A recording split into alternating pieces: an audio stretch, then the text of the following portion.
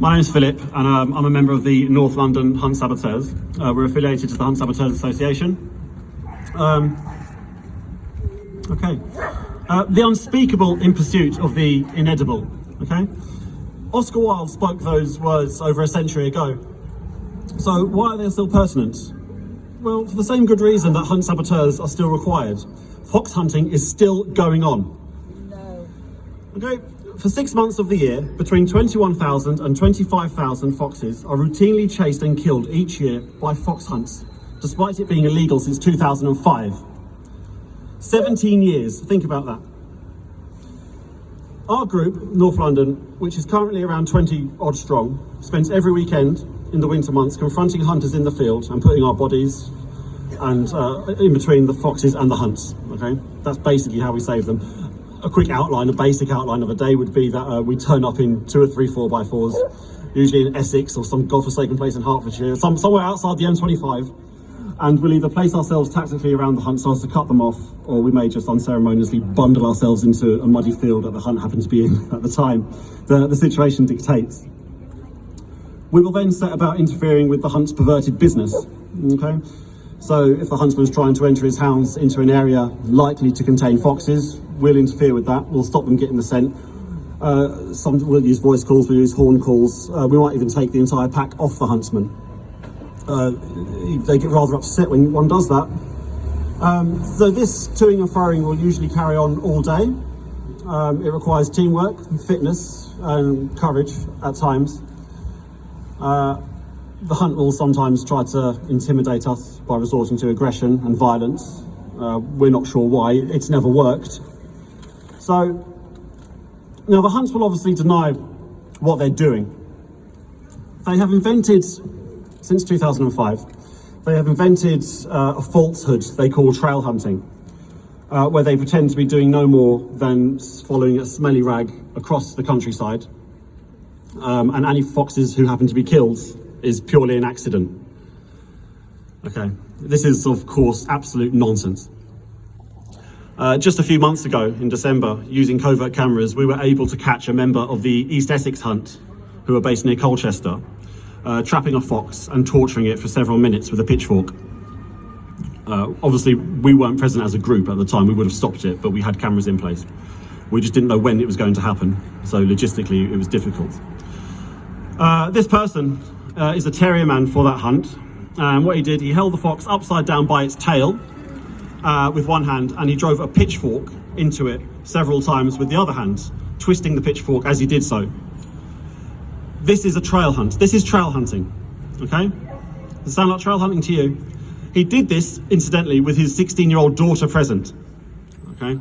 Now, this man has been a member of the East Essex Hunt for 30 years. He still is. His wife is a master there. His father was a huntsman there for 36 years. Trail hunting, really? Last Wednesday, after we did the job of Essex Police for them and got the evidence, that man was convicted of Hunting Act and animal cruelty offences at Chelmsford Magistrates Court. He's going to be sentenced in August. He's been told to expect a custodial sentence.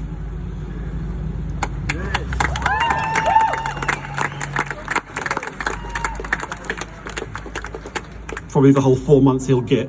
Yeah, exactly. But it's a start, you know. So why are they still getting away with it? Well, we look at the law itself, right? It's a fragile law, the Hunting Act I'm talking about. It's a fragile law. There are too many gaps through which some very intelligent, well-accomplished liars on our opponent's side, we'll call them barristers, have been able to thread a lie, you know, the lie of trail hunting. Let's go back to the noughties and what was happening in a building just over there. You know, it's evident that Tony Blair was got at by the hunting lobby. It's obvious he made the classic politician's mistake of trying to keep both sides happy. We can't blame it all on Blair though. The hunting fraternity have many people in positions of influence in the police and the CPS. And guess what? Hunting Act offences are what's called non-reportable offences, meaning that any convictions secured for such offences are not reported to the Home Office in a police force's annual statistics. Every year, each police force in the country has to bundle up all their statistics, arrests, and it goes on and and they send them back to the Home Office because the Home Office are responsible for policing in this country. But some offences are non-reportable, which means they don't go. The Home Office aren't interested. Hunting Act offences are such. So, in the times of policing by numbers in which we live, illegal fox hunting lands pretty low on a Chief Constable's priority list. The half-hearted political will has met the administrative won't of the police. This being said, the lie of trail hunting is easy to debunk.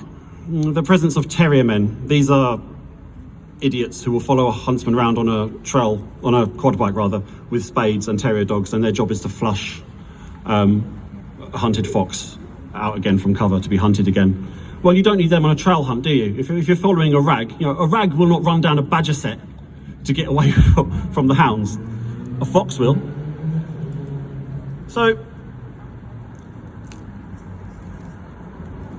yeah, the presence of terrier men and the lack of a credible substance to actually lay a trail. Over the past 18 months, some of you may have heard the name Mark Hankinson. He's the now former director of the Masters of the Foxhounds Association, and he helped us lay bare the lie when he was convicted last year of encouraging and assisting others in how to use trail hunting as a smokescreen for the real thing. It was the HSA who leaked the evidence from. He was recorded in a webinar encouraging several dozen other huntsmen how to use trail hunting as a smokescreen, what I'm talking about here. And he was that evidence was taken to the police, and he was convicted under the Serious and Organised Crime Act. I'm sure he had the few £100 fine paid for him, but it proved the point. Now, back to the noughties and the Hunting Act. Some may have imagined that the anti-climax that was the Hunting Act may have compelled even the most fervent hunt saboteur to give up. Nope. Our enemy's subversion of the parliamentary process made many more members of the public even more angry, and here's why. It smattered of cronyism and funny handshakes. The same cronyism that allows the owners of abattoirs to make their filthy political donations in return for political favours, that allows animal agriculture lobbyists to pump lies about animal rights activists, through the mainstream media, that allows pharmaceutical companies to win medieval injunctions against, and in fact imprison, those who expose what happens inside their torture chambers, and the same cronyism that allows hunting's leaders to boast about having meetings with counter-terrorism command officers in an attempt to co-opt yet another policing unit as the hunt's private security. We can even see the vilification of animal rights activists here today. Take a look, up and down here, at the disproportionate use of state force that surrounds what is only a peaceful demonstration of a few dozen people. How many of them does it take to police a peaceful protest? They've got their cameras out, they've got their batons, they've got their pepper spray, they've got their tasers.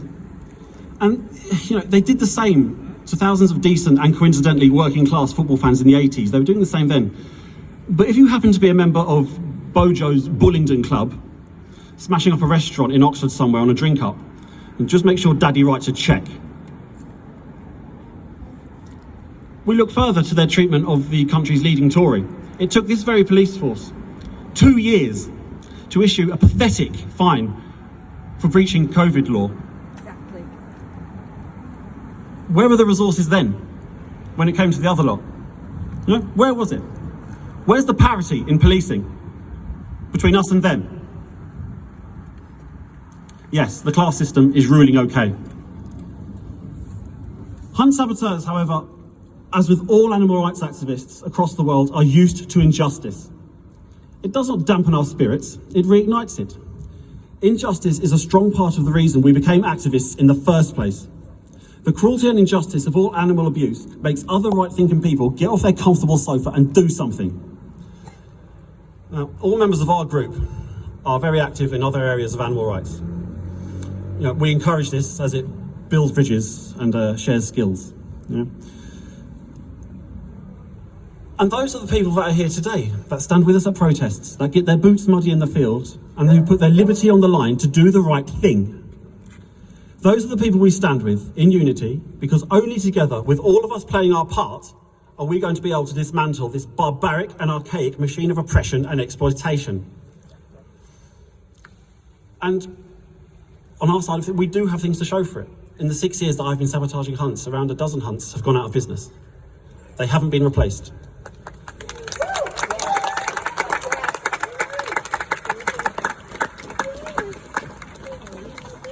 Hunt saboteurs have worked tirelessly to expose the dirty relationships between the blood sports extremists, and yes, they are the extremists, not us. There's nothing extreme about thinking that taking a pack of 20 or 30 foxhounds and using it to chase a defenseless animal to exhaustion to when its lungs are bursting before eviscerating it, tearing its stomach out while it's still alive, there's nothing extreme about thinking that that is barbaric. That's normal. The people who get their kicks from it are the extremists, right? So let's clear that up. Extremists. It's a word. Extremist is a word given to us by the media and the police. So, hunt saboteurs have worked tirelessly to expose these dirty relationships between the blood sports extremists and people of influence, be it in local government or the police. The exposure of the hunting, killing and comfortable relationships with the powers that be has begun a positive growing shift in public attitudes towards hunt saboteurs, and I do think wider activism. This is because exposing the barbaric truth behind the hunting fraternity's lies and propaganda has left formerly neutral members of the public disgusted by what they have seen. And we do see the same injustices affect every corner of animal rights. We have the same common enemy. Okay, their tactics melt into one. This devil has many arms but one head. And here in London, at least, we are starting to see more firm cooperation between the many different organisations.